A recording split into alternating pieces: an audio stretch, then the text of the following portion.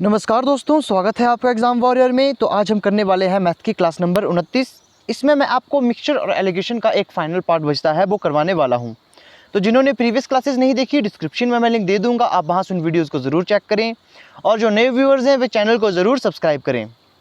और ये क्लास किसके लिए है? ये Himachal Pradesh police constable, SSC GD और तमाम उन सभी एग्ज़ाम्स के लिए है जिसमें मिक्सचर और एलिगेशन के क्वेश्चन पूछे जाते हैं।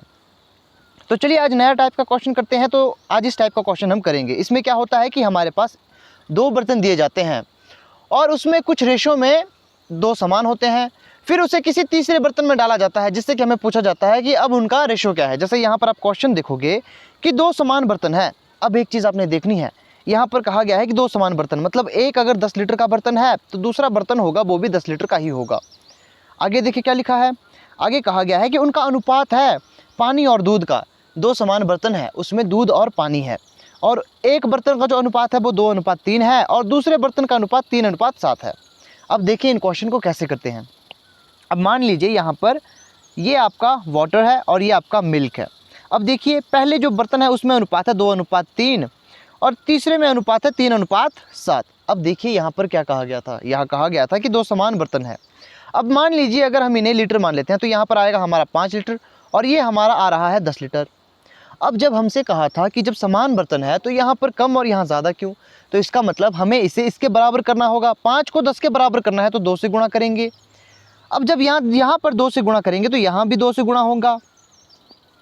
अब देखिए हमने इसे समान करना था क्योंकि क्वेश्चन में ही कहा गया था कि दो समान बर्तन है। अब पहले में तो हमारे पास कुल जो संख्या थी वो 10 लीटर आई, दूसरे में 5 आई, तो हमने इसे 10 के बराबर बनाना है। तो इसे हमने 10 के बराबर बनाने के लिए हमने 2 से गुणा किया। जब यहाँ पर 2 से गुणा हुआ तो यहाँ भी 2 से गुणा होगा क्योंकि ये 5 तो इसी का जोड़ है ना। तो हमने यहाँ पर किया तो हमारे पास जो नई रेशियो आएगी वो कितनी आएगी, तो जब आप इसे जोड़ोगे तो ये कितना आ जाएगा। जब आप 2 को 2 से गुणा करोगे तो कितना आएगा, 2 को 2 से गुणा करने पर हमारे पास 4 आएगा और 3 दूनी 6। अब ये बराबर है 10 के। अब कहा गया है कि यदि इन मिश्रण को तीसरे बर्तन में डाला जाता है। अब देखिए इसे तीसरे मिश्रण में डाला जाएगा तो नए मिश्रण में दूध और पानी का अनुपात बताएं। जब हम इसे मिला लेंगे किसी तीसरे बर्तन में तो अनुपात क्या रहेगा, सिंपल सा है, आपने बस इसे प्लस कर देना है। ये 7 हो जाएगा और ये 13 हो जाएगा। तो मतलब जो पहला हमारा अनुपात होगा वो कितना होगा, वो 7:13 होगा। 7:13 हमारा पहला आंसर आ चुका। ये है आज के क्वेश्चन। तो अगला क्वेश्चन बिल्कुल ऐसा ही है। आपने क्या करना है, वीडियो पॉज करनी है और इस क्वेश्चन को करके दिखाना है। अब देखिए जो इंग्लिश मीडियम से पढ़ते हैं तो वो पहले इसे देख लें और जो हिंदी मीडियम वाले हैं वो यहाँ पर देख लें। अब देखिए यहाँ पर क्या कहा गया है, दो मिश्र धातु A और B, दो मिश्र धातु है A और B। एक में सोना है, यहाँ पर और लिखें, और एक में कॉपर है। सोने का जो अनुपात और कॉपर का अनुपात है एक बर्तन में तो 7:2 है और दूसरे बर्तन में 7:11 है। अब यहाँ पर देखिए कितना आएगा। सबसे पहले यहाँ पर कहा गया है कि यदि समान मात्रा में इन दोनों मिश्र धातु को पिघलाया जाता है। समान मात्रा में मतलब कि जो हमारे पास बर्तन है वो समान होगा। तो यहाँ पर इसका जोड़ हमारे पास 9 आ रहा है, यहाँ तो 18 आ रहा है, मतलब ये इसका दुगना है। तो 2 से गुणा करेंगे, 2 से यहाँ पर गुणा करने पर कितना आएगा। अब देखिए यहाँ से 2 से गुणा करेंगे तो हमारे पास आ जाएगा 14 और यहाँ पर 2 दूने 4 होता है जिससे कि हमारा 18 आ जाएगा। तो नई मिश्र धातु C बनती है। अब इन दोनों को समान मात्रा में मिलाने से नई मिश्र धातु C बनेगी। तो C में सोना और कॉपर का अनुपात कितना होगा, तो इसमें भी प्लस करेंगे। ये हमारे पास 21 हो जाएगा और यहाँ आप प्लस करोगे तो कितना बन जाएगा, ये हमारे पास 15 बन जाएगा। तो ये है हमारा आंसर 21 और 15। अब आगे करते हैं। आई होप आपको ये क्वेश्चन समझ आ चुका होगा। अब देखिए मैं फिर से समझा देता हूँ। यहाँ पर कहा था कि दो मिश्र धातु है, दो मिश्र धातु है, एक में कॉपर था और एक में सोना था और एक का अनुपात यहाँ पर 7:2 था और एक का 7:11 था। अब इन्हें समान मात्रा में मिलाया गया तो सबसे पहले तो हमें इनकी मात्रा समान करनी थी। तो हमने इन्हें समान किया और फिर इससे नई मिश्र धातु C बनाई। तो इसका अनुपात कितना था, तो हमने यहाँ पर जोड़ कर लिया जिससे कि हमारे पास जो मिश्र धातु का जो अनुपात था वो आ चुका। अब नेक्स्ट क्वेश्चन करते हैं। अब इसमें आपको मैं बेहतर तरीके से समझाने की कोशिश करूँगा। अब देखिए यहाँ पर क्या कहा गया है, दो समान बर्तन में पानी और दूध है। अब दो समान अनुपात है, इसमें पानी और दूध है। अब आपको लगता होगा कि ये नए तरीके का क्वेश्चन पेपर में आएगा या नहीं, तो आजकल इसी तरह के क्वेश्चन पूछे जा रहे हैं क्योंकि जो नए तरीके का क्वेश्चन है उनके पूछे जाने की आशंका ज़्यादा रहती है। इसमें देखिए दो बर्तन है, एक में क्या है, एक में तो वाटर है और एक में मिल्क है। इसका रेशो एक में तो 3:4 है और एक में 5:3 है। अब आप एक चीज़ तो समझ चुके होंगे कि जब दो समान बर्तन है तो इनकी क्वांटिटी समान होगी, तो ये कितना आ रहा है, ये 7 आ रहा है और ये 8 आ रहा है। अब हमें इसे समान करना है, इसे एक समान बनाने के लिए हमें यहाँ पर 8 से गुणा करना पड़ेगा, यहाँ पर 7 से गुणा करना पड़ेगा। अब जहाँ पर हम यहाँ पर 7 8 से गुणा किया है तो इसे भी 8 से गुणा करना पड़ेगा, इसे भी 8 से गुणा करना पड़ेगा, इसे 7 से गुणा करना पड़ेगा, इसे भी 7 से गुणा करना पड़ेगा। ऐसा मैं क्यों कर रहा हूँ, क्योंकि यहाँ पर दो समान बर्तन की बात की गई है और इस क्वेश्चन को करने का यही एक तरीका है। इसकी शॉर्ट ट्रिक होगी तो जब मुझे पता लगेगी तो मैं आपको ज़रूर बताऊंगा। अभी आप कॉन्सेप्ट से ही करें, क्योंकि कॉन्सेप्ट आपका कभी गलत नहीं हो सकता। शॉर्ट ट्रिक आपकी गलत हो सकती है, मैं हर बार कहता हूँ शॉर्ट ट्रिक के सहारे ना रहें, तो उस कॉन्सेप्ट के सहारे रहें। अब देखिए, जब आप इसे गुणा करोगे तो ये वाटर है और ये मिल्क है, तो यहाँ पर जो अनुपात बनेगा ये देखो, 8 तिये 24, 8 चौके 32, तो हमारे पास ये कितना आएगा, तो ये यहाँ पर 656 आएगा। अब देखिए 7 पंजे 35, इसे गुणा किसे मैं गुणा कर रहा हूँ, ये तो आपको पता लग रहा है ना, मैं इन दोनों संख्याओं को गुणा कर रहा हूँ, ये तो आपको पता होगा, इतना तो आप जानते होंगे। और यहाँ पर 21, तो यहाँ पर 56 आ चुका। अब यहाँ पर कहा गया है कि यदि इन मिश्रणों को तीसरे बर्तन में डाला जाए तो नए मिश्रण में दूध और पानी का अनुपात क्या होगा।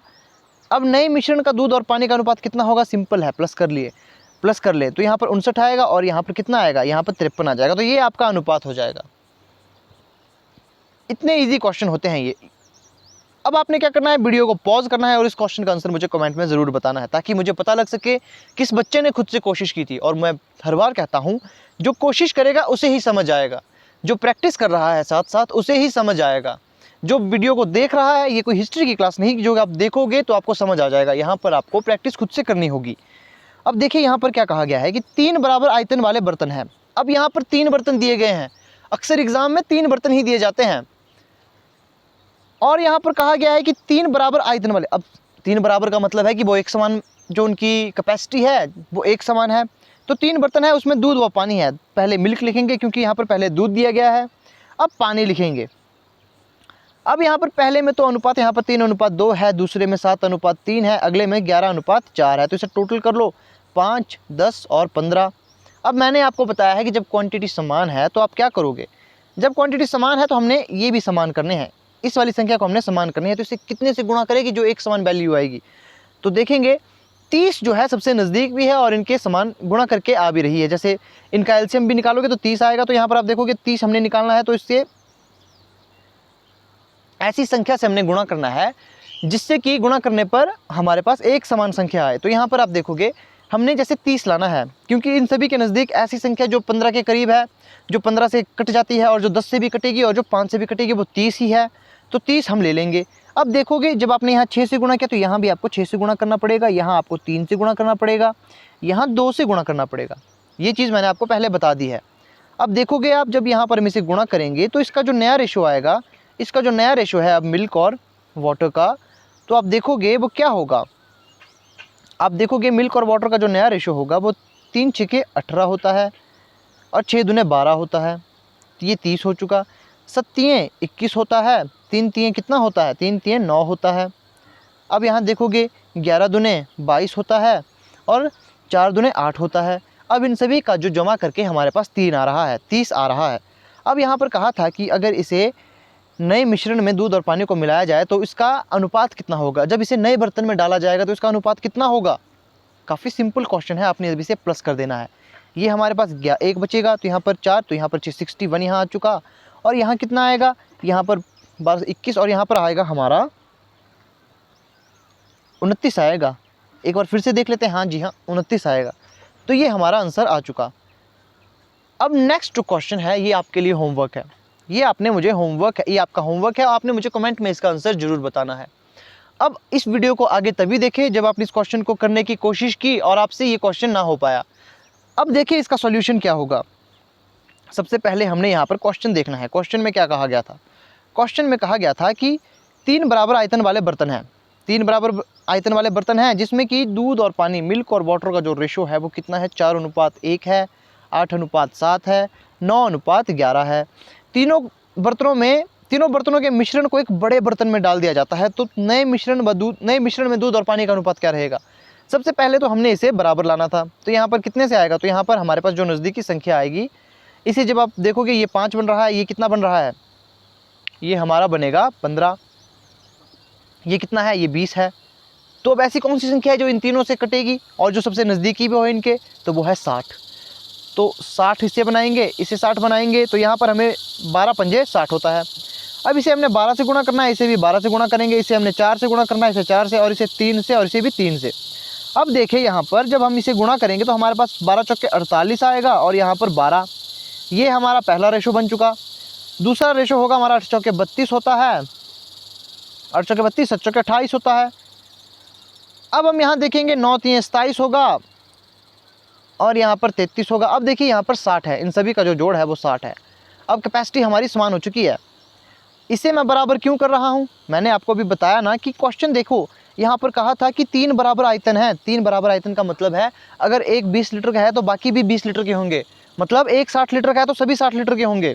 आगे कहा गया था कि यदि एक बड़े बर्तन में इन सभी को मिला दिया जाए तो जो मिश्रण होगा उसमें दूध और पानी का अनुपात अब कितना होगा। जैसे पहले क्या था, प्लस कर लो। अब यहाँ आप देखो कि कितना होगा, यहाँ हमारा आ जाएगा, इसे यहाँ पर हमारा 7 आ जाएगा, 107 हो चुका। और इसे जब आप ऐड करोगे तो कितना होगा, 3, तो 73। तो ये है आपका आंसर। तो ये था इस क्वेश्चन का आंसर। आई होप आपका आंसर जो है वो यही आया होगा। तो ये थी आज की वीडियो। आई होप आपको वीडियो अच्छी लगी होगी, और अगर वीडियो में कोई गलती है तो कमेंट करके मुझे आपने ज़रूर बताना है ताकि मैं उसे आने वाली वीडियो में सुधार सकूं। और वीडियो अच्छी लगती है तो इसे आपने शेयर ज़रूर करना है, और नए व्यूवर्स चैनल को ज़रूर लाइक करें, चैनल को ज़रूर सब्सक्राइब करें।